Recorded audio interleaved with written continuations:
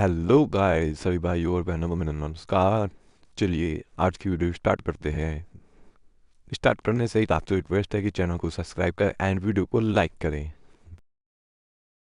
Race जीतने के लिए दौड़ना जरूरी नहीं है, सबसे तेज दौड़ना जरूरी है। गाइस, इस वीडियो की लास्ट लाइन खत्म होने से पहले आप इतना मोटिवेट हो चुके होंगे कि शायद ही आपको स्टडी मोटिवेशन पर कोई और वीडियो देखने की जरूरत पड़ेगी। आप सभी स्टूडेंट जो ये वीडियो देख रहे हो, उनमें से सभी स्टूडेंट्स का रिजल्ट आ चुका है और आपने पूरे साल क्या किया इसका अंदाजा आपके रिजल्ट से लग चुका है। कुछ स्टूडेंट्स ने पूरे साल अच्छे से मेहनत करके अपने माँ बाप का नाम रोशन किया है और आप में से ही कुछ स्टूडेंट्स ऐसे भी हैं जो अपने माँ बाप का नाम रोशन करना तो चाहते थे लेकिन नहीं कर पाए, क्योंकि वो पढ़ना तो चाहते थे लेकिन नहीं पढ़ पाए। वो डिस्ट्रैक्शन को कम करके पढ़ाई में अपना 100% देना चाहते थे लेकिन नहीं दे पाए।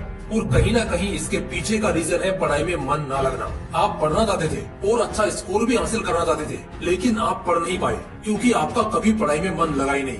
पढ़ाई को आपने हमेशा एक बोझ की तरह माना है जिसको आप जल्दी से जल्दी उतारना चाहते थे। आपके माँ बाप हर दिन आपसे पढ़ाई के लिए बोलते रहे लेकिन आप हमेशा पढ़ाई से दूर भागते रहे। लेकिन पढ़ाई से दूर भागना ये कोई सॉल्यूशन नहीं है, बल्कि आप जिस चीज से जितना ज्यादा दूर भागोगे वो चीज आपको पूरी लाइफ में उतना ही ज्यादा भगाएगी, वो आपको उतना ही तंग करेगी। फिर चाहे वो पढ़ाई से दूर भागना हो या फिर अपनी किसी कमजोरी से। और हाँ, अगर आपका पढ़ाई में मन नहीं लगता है तो आपको एक स्टोरी सुनाता हूँ और इसे सुनने के बाद आई एम श्योर आप पढ़ाई के लिए पागल होने वाले। 20 की उम्र में इन 5 चीजों को छोड़ दो। जो एक लोअर मिडिल क्लास फैमिली से था, इस उम्र में कभी नशा मत करना। नंबर 2, लड़कियों के लिए पागल मत बनो।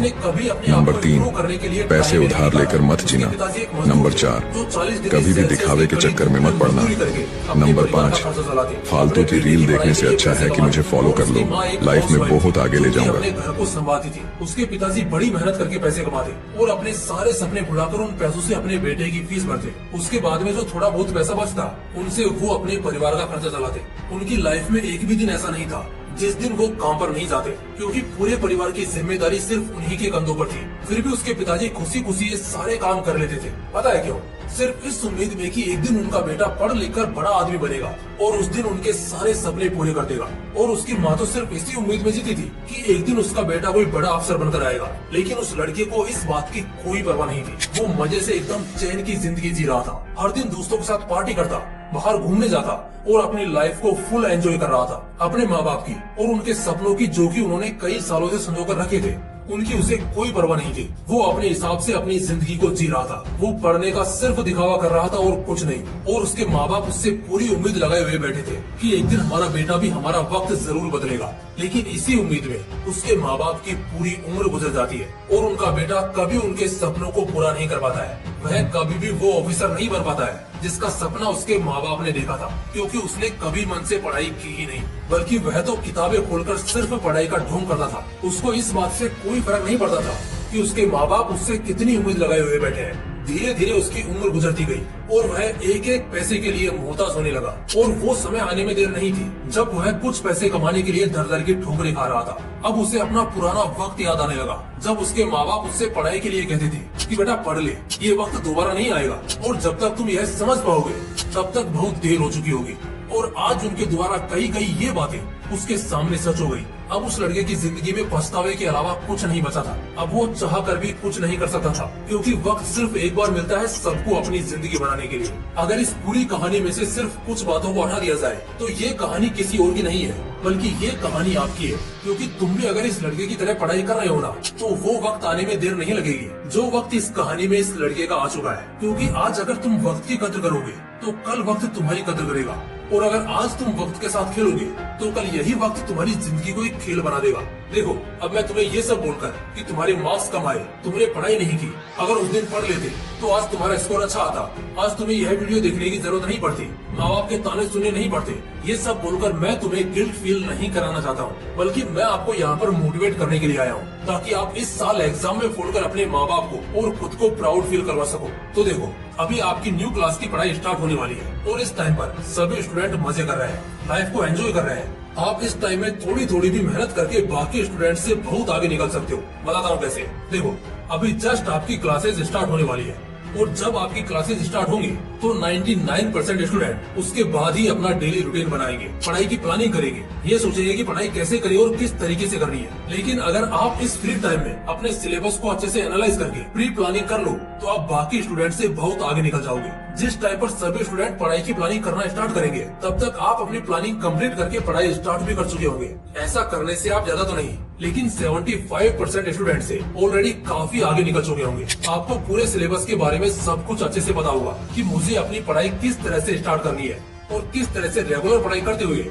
अपने सिलेबस को एग्जाम से पहले कंप्लीट करना है। देखो, जो वक्त गुजर गया उसका आप कुछ नहीं कर सकते हो, लेकिन जो वक्त आपके पास है उसका अच्छे से यूज करके आप अपने फ्यूचर को सेट कर सकते हो, अपने करियर को बना सकते हो। तो चॉइस आपके हाथों में है कि आप जो वक्त निकल गया है उस पर रिग्रेट करते हुए अपनी जिंदगी को गुजार दोगे या फिर जो वक्त आपके पास है उसका अच्छे से यूज करके अपनी लाइफ को ब्राइट बनाओगे। देखो, सच तो यही है कि जिंदगी को जीने के लिए आपको मेहनत तो करनी पड़ेगी। अगर आप आज मेहनत करोगे तो कल चैन से बैठकर खा लोगे, लेकिन अगर आप आज चैन से बैठ जाओगे तो कल चैन से बैठकर नहीं खा पाओगे। वो किसी ने कहा है ना कि अगर आज 8 घंटे अच्छे से बैठकर पढ़ाई कर लोगे तो कल 12 घंटे खड़े होकर धूप में काम नहीं करना पड़ेगा। यही सही टाइम है खामोशी से पढ़ाई करने का, क्योंकि अब आपके पास टाइम भी है और पढ़ने के लिए पूरा सिलेबस बाकी भी है। तो आज और अभी से अपना एक डेली रूटीन बनाओ और फिक्स करो कि हर दिन आपको कितने घंटे पढ़ना है, किस चैप्टर को कब पढ़ना है और किस सब्जेक्ट को किस टाइम पर फिनिश करना है। जब तक आप डेडलाइन नहीं बनाओगे तब तक आप कभी भी अपने सिलेबस को फिनिश नहीं कर पाओगे।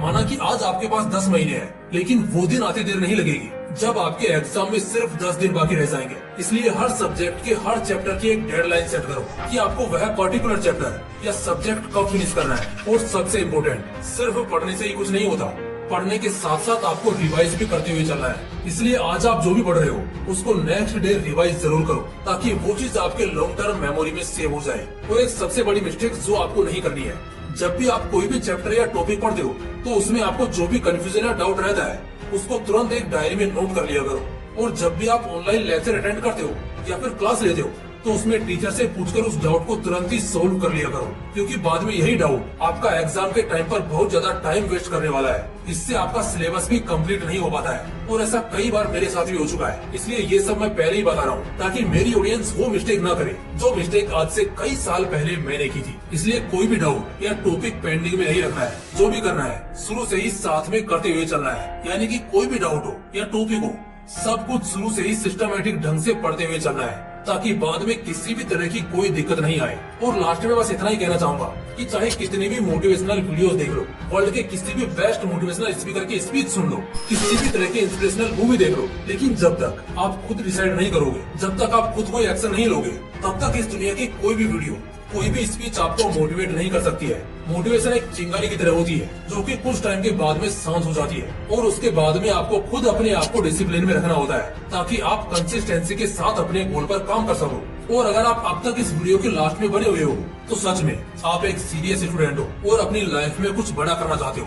मुझे पूरी उम्मीद है कि एक दिन तुम अपनी लाइफ में कुछ बड़ा जरूर फोड़ोगे, क्योंकि जो इंसान कुछ बड़ा सोचने की हिम्मत रखता है उसके अंदर कुछ बड़ा फोड़ने का जज्बा भी होता है। बस जरूरत है तो सिर्फ उससे शुरुआत करने की। तो गाइस, अगर आपको ये वीडियो पसंद आई हो तो इसे लाइक करके चैनल को सब्सक्राइब जरूर करना। और हाँ, नेक्स्ट वीडियो आपको किस टॉपिक पर चाहिए ये कमेंट बॉक्स में लिखकर जरूर बताना। जिस टॉपिक पर सबसे ज्यादा कमेंट होंगे नेक्स्ट वीडियो आपको उसी टॉपिक पर जरूर मिलेगी। मिलते हैं नेक्स्ट वीडियो में, तब तक के लिए जय हिंद, जय श्री कृष्णा। मजा आया और मैं ये जो मजा है हिंदुस्तान के हर व्यक्ति को देना चाहता हूं। अब तुम लोग गलती से अगर नए हो तो सब्सक्राइब करो, वो जो लाल वाला बटन है उस पर अपने जीजा जी फेंक के मारो या फूफा जी, मुझे नहीं पता, बस क्लिक हो जाना चाहिए।